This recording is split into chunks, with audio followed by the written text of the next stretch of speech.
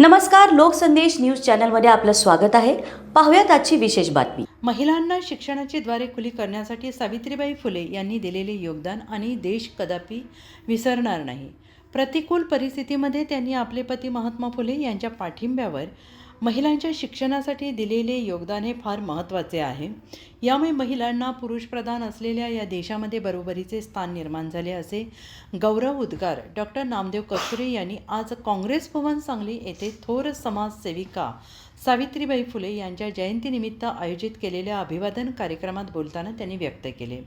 प्रारंभी शहर जिल्हा काँग्रेसचे अध्यक्ष माननीय राजेश नाईक, डॉक्टर नामदेव कस्तुरे यांच्या हस्ते सावित्रीबाई फुले यांच्या प्रतिमेस पुष्पहार अर्पण करण्यात आले.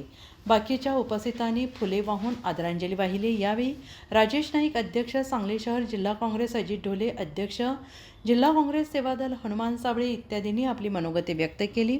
स्वागत आणि प्रास्ताविक विश्वास यादव, शेवटी आभार विठ्ठलराव काळे यांनी मांडले. यावेळी डॉक्टर अर्जुन सुतार, जिल्हा सचिव सचिन चव्हाण, नामदेव पठाडे, मुफीत कोळेकर, गणेश वाघमारे, कुतुबुद्दीन मुजावर, शिवाजी सावंत, अप्पा पाटणकर इत्यादी मान्यवर बहुसंख्येने उपस्थित होते.